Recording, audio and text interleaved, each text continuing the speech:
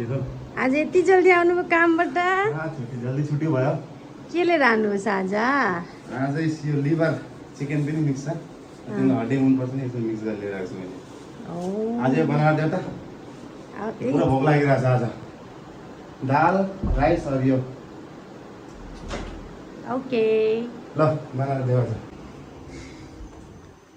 अरे प्याज साज काट्नेको लागि भन्नु थियो नि मैले तिमीलाई दाल बनाए राइस बसालिछु दाल बनियो बनाउनको लागि यो धनिया साफ गर्न आँटेको राइस बनियो के हो यो त्यो बाबुको ओके खिचडी खान्छु त आज यसलाई कसरी बनाउँछु लु भन त लु यसलाई अँ यसलाई म फ्राई बनाउँछु किनकि दाल बनाउँछु नि फ्राई नि ओके ल त म पनि अब यो सेलेक्ट फ्रेस हुन्छु ओके ठिक छ ल बनाएर मलाई देखाऊ ल चट्टासितले बनाऊ नि ठिक छ चट्टासितले चट्टासितले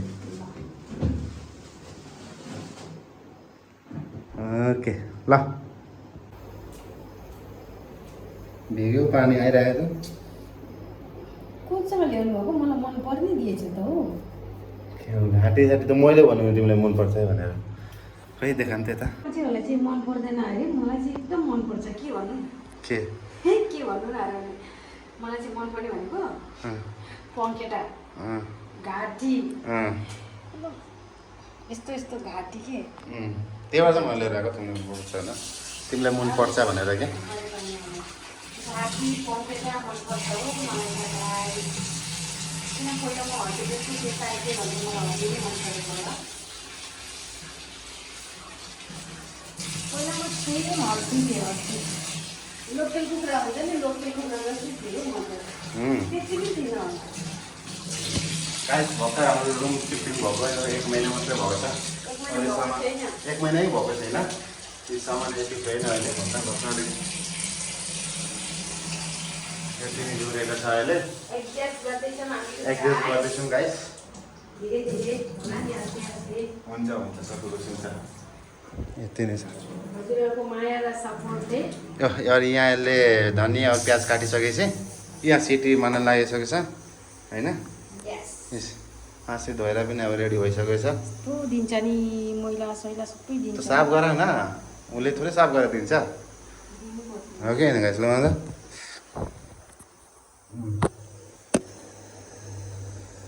मासु फोक्सो खानु हुँदैन अरे कुखुराको त्यही भनेर म निकाल्दैछु यसलाई त के गर्नु मिल्छ मतलब ग्रेभी त बनाउँदैन दाल छ होइन दाल छ फ्राई यसलाई फ्राई गरेर त नि यस अब लिएर आएपछि बनाउनै पर्यो बनाउँदिनँ भनेर पनि भएन यस्तै लाइफ हाम्रो चाहिँ अब अहिले मुम्बईमा बस्छु भर्खर सिफ्ट भएको फिलहाल गाउँमै थिएँ गाउँदेखि आएँ अनि दिदी घरमा थिएँ म दिदी घर पनि यतै छ दिदी घरमा म कति बसेँ नि 1 महिना बसेँ म दिदी घरमा त्यसको बादमा अहिले भर्खर सिफ्ट भएको छ त्यही पनि धेरै त दिदी घरमै बस्छौँ रुममा त कम्ती बस्छौँ यस हाम्रो रुम अब यस्तै छ है गर्नु अब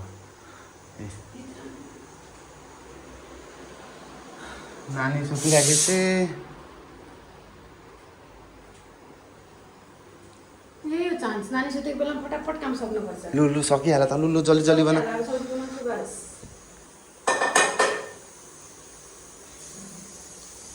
सब्जी बनाऊ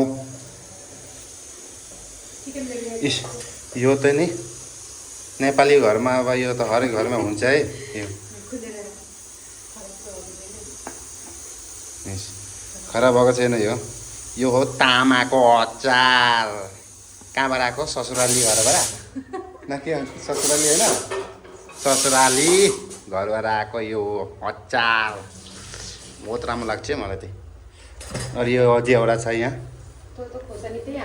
यो त खर्सानीको हो नि राजा मर्छ यो त खान सक्दैन नि यो त बहुत पिरो छ यो त छुँदाखेरि नि ठुलो लाग्छ यो हाल्नु हाल है पुरै एकदम पिरो पर्दैन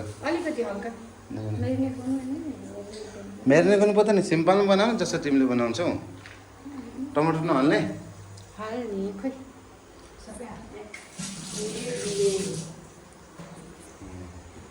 गाइस मैले धेरै दिनपछि मैले ब्लग बनाउँदैछु। पहिला पहिला त बनाउँथेँ, हजुरहरूले हेर्नुभएको थियो। आज मिठीको सुरु पनि धेरै ग्रिन चिली हाल्नु। के रे खुर्सानी चाहिँ त्यो नहाल्नु।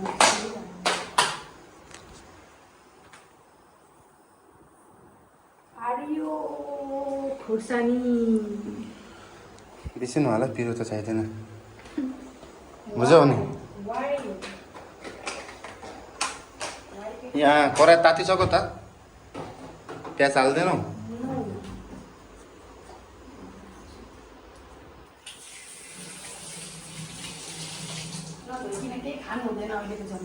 अब यो प्याजहरू हाल्ने टाइम भइसक्यो।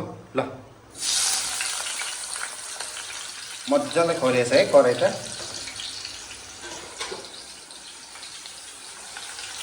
फुट्ने गरी खरिएको।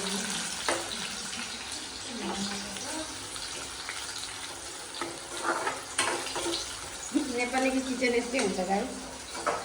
नेपाली किचनकै सबै किचन यस्तै हुन्छ, सेमै हुन्छ। हामी गाउँको मान्छे हो नि त, गाउँकै आदत लागेको हुन्छ कि।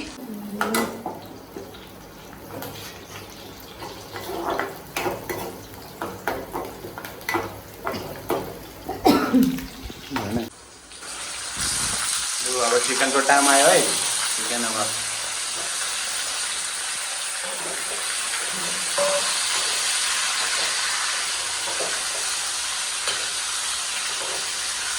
अब यसलाई कति टाइमसम्म तिमी अब फ्राई गर्छौ यसलाई? कति टाइम? 5-10 मिनट? 10-15 मिनट। यसलाई 10-15 मिनट लाग्छ है फ्राई हुन। कलेजी पेटा चिकन पुरा मिक्स गरेछ क्या, मिक्स गरेर लिएर आएको।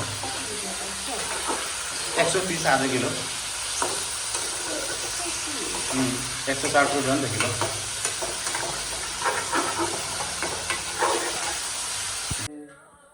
यो अनि टमाटर खोर्सानी अहिले भर्खर हालेको।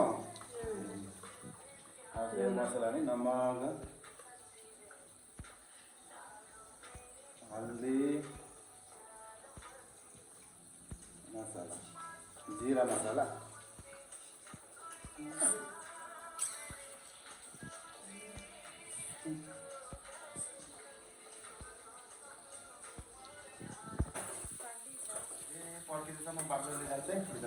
अब यो मसला यसमा पुरा पाक्छ अनि त्यसको बादमा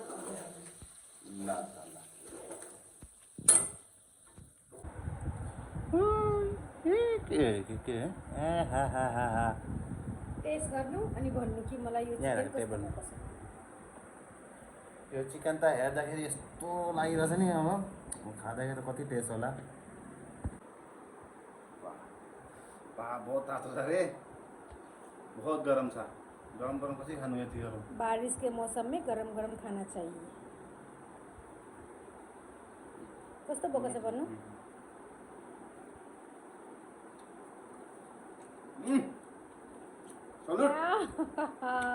यति टेस्टी भएको छ। एक नंबर होटल खुला तुम यार, होटल क्या टेस्टी यार। सच में और फिर फिल्म ना नेक्स्ट